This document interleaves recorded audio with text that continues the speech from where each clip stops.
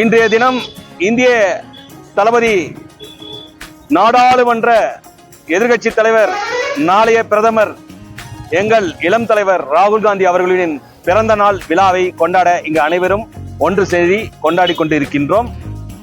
கிருஷ்ணகிரி நாடாளுமன்ற உறுப்பினர் தலைவர் கே கோபிநாத் அவருடைய அறிவுறுத்தலின்படி தெற்கு சர்க்கிள், ஓசூர் மாநகரம் தெற்கு சர்க்கிள் ராகவேந்திரா கோயில் அருகே இந்த கொண்டாட்டத்தை நாங்கள் கொண்டாடி கொண்டிருக்கின்றோம். இன்று ஒரு சந்தோஷமான தினம். எங்களுடைய பாராளுமன்ற உறுப்பினர் தலைவர் ராகுல் காந்தி பிறந்த நாளை முன்னிட்டு அவருடைய உதிரத்தை தானமாக கொடுத்திருக்கிறார். அது இன்று எல்லையில்லா மகிழ்ச்சியில் நாங்கள் காங்கிரஸ் கட்சிக்காரர்கள் நனைந்திருக்கின்றோம்.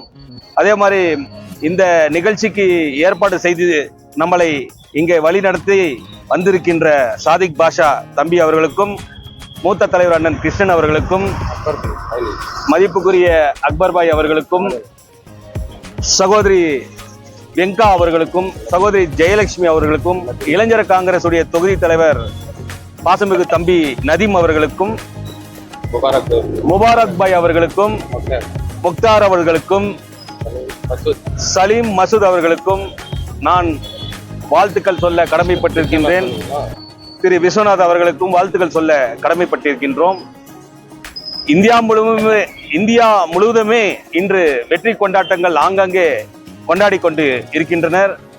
நமது முதலமைச்சர் அவர்கள் எனது சகோதரருக்கு இனிய பிறந்தநாள் வாழ்த்துக்கள் என்று மிகப்பெரிய ஒரு சமூக வலைதளத்தில் ஒரு பாராட்டுகளை தெரிவித்துக் கொண்டிருக்கின்றார். எங்கள் எதிர்கால லட்சியம் இந்திய பிரதமராக இளம் தலைவர் ராகுல் காந்தி வர வேண்டும் என்று அவருடைய பிறந்த நாளில் இன்று நாங்கள் சபதம் ஏற்றுக் கொள்கின்றோம். இந்திய தளபதி ராகுல் காந்தி, இந்திய தளபதி ராகுல் காந்தி,